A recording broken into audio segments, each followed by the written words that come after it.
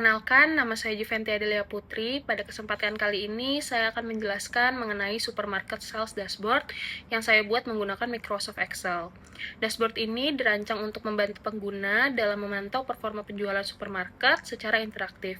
Dan juga pengguna dapat melihat informasi penjualan berdasarkan tahun, kategori produk, wilayah, atau region.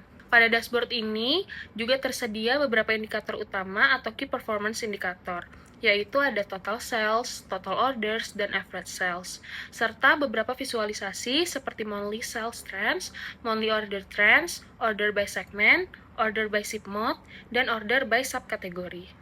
Baik, pertama-tama ini adalah data mentahnya yang saya ambil dari Kaggle.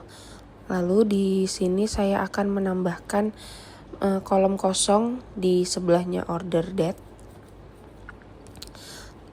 Nih, saya akan menambahkan di sebelahnya. Nih, itu saya akan menambahkan order. Nah, order ini bertujuan untuk memperlihatkan keterangan berapa banyak barang yang berapa banyak orang tuh mesen tuh masing-masing barang tuh berapa banyak yang di order. Dan ternyata setelah saya lihat di gambaran datasetnya itu memang masing-masing barang itu hanya terjual tuh satu ya. Jadi ini adalah gambarannya. Lalu selanjutnya kita akan membuat pivot table dengan cara kita buat dulu sheet baru dengan tulisan master, lalu kita Ctrl A, lalu kita ke ini kita Ctrl A dulu, terus kita ke insert, lalu ke pivot chart, kita pencet pivot chart. Nah, di sheet barunya di master udah terlihat ada langsung tampilan seperti di atas, yaitu pivot table. Nah, di sini ada 4 kategori, yaitu ada filter, column, rows, values. Nah, sum of sales-nya itu di sales kita masukin ke values dan dia akan berubah menjadi sum of sales. Dan ini nanti akan kita ubah ya. Pokoknya ini kita akan masukin dulu. Terus ini kita ganti ke mata uang. Nah, terus selanjutnya kita ke master lagi, terus kita lihat tuh, kita masukin order ke values lagi tuh, terus terlihat sum of order. Nah, itu tuh memperlihatkan jumlah orang yang order gitu. Terus kita ke selanjutnya kita masukin juga lagi sales ke values ya, tapi diubah menjadi average. Tuh, kita ubah jadi average, yaitu rata-rata ya. Lalu di sini kita akan membuat lagi untuk month kita masukkan ke rows, terus sales kita masukkan ke values. Nah, ini kan udah terlihat nih row label sama sum of sales. Terus nanti kita buat visualisasi dari gambar ini. Nah, visualisasinya nanti menggunakan bar chart seperti itu. Nah, lalu selanjutnya kita akan memasukkan segmen ke rows, lalu order ke values, dan akan menghasilkan sum of order. Dan ini juga akan kita visualisasikan. Dan selanjutnya ini juga kita akan memasukkan ship mode. Ship mode-nya ini kita masukin di rows juga. Lalu order kita masukkan ke values, dan ini juga akan nanti kita visualisasikan. Selanjutnya juga akan sama seperti ini. Selanjutnya juga saya akan insert month di rows, lalu order di values menjadi sum of order. Lalu selanjutnya di sini saya akan menginsert subkategori di rows, lalu order di values. Udah selesai. Di sini saya akan menambahkan sheet baru yang bernama dashboard. Saya beri nama dashboard. untuk bertujuan untuk membuat visualisasinya. Nah, selanjutnya di sini saya akan membuatkan filter menggunakan slicer. Nah, di filter ini saya akan menggunakan 3 filter, yaitu tahun, lalu region, dan juga kategori. Dan nanti akan muncul di sini seperti di gambar ini. Nah, lalu ini saya pindahkan dulu, saya baikin dulu tata letaknya, dan di sini saya mencoba ngeklik di tahun 2015 aja contohnya, dan udah berubah ya. Dan itu berarti filternya bekerja. Selanjutnya adalah tahapan untuk mendesain dashboard, dan di sini memang terlihat tahapan yang paling lama tuh sebenarnya ada di bagian mendesain ya teman-teman. Dan di sini videonya akan saya cepatkan saja karena sudah selesai untuk di bagian pivot table-nya. Ini lanjut ke bagian desainnya aja. Dan di sini akan saya lanjutkan, dan di sini saya akan mempercepat videonya saja, dan akan saya lanjutkan ke bagian penjelasan. Stay tune.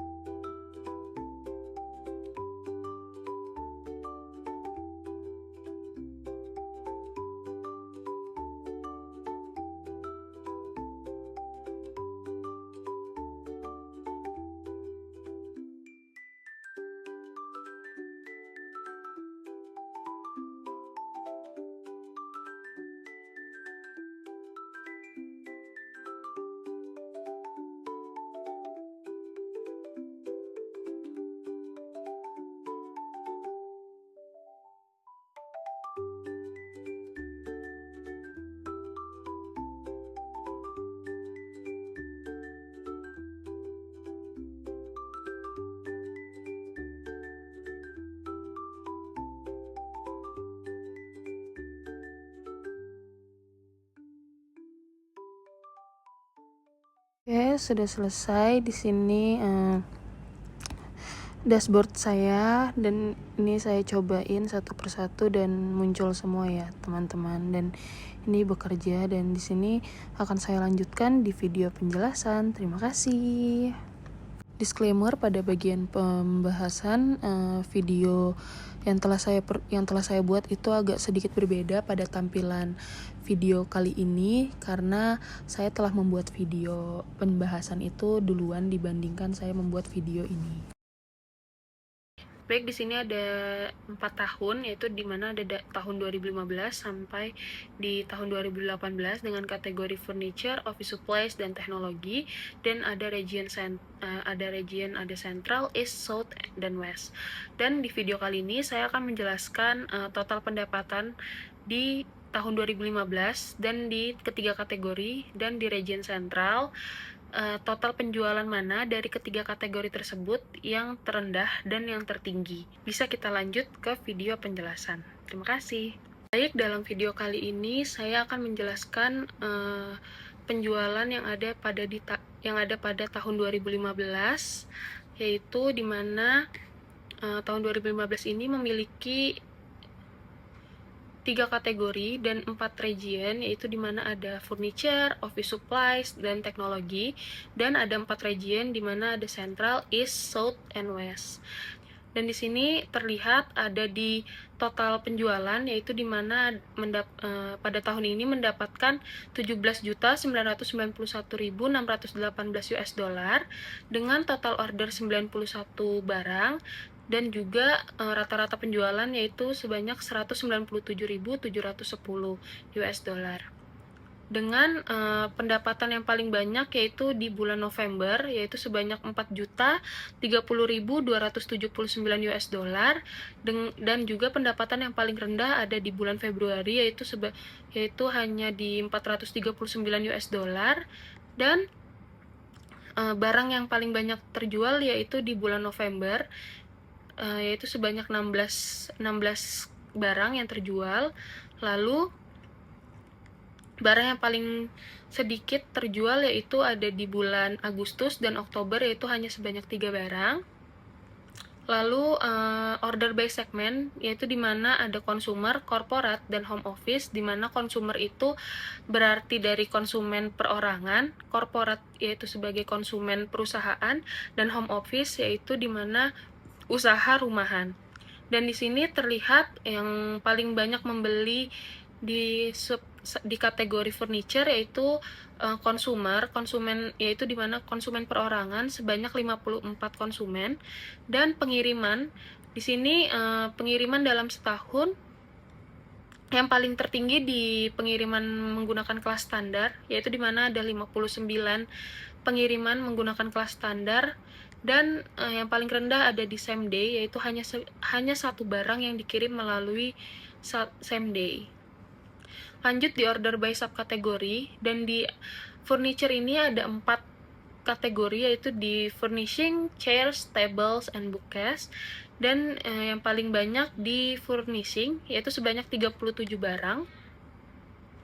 Selanjutnya kita beralih ke office supply.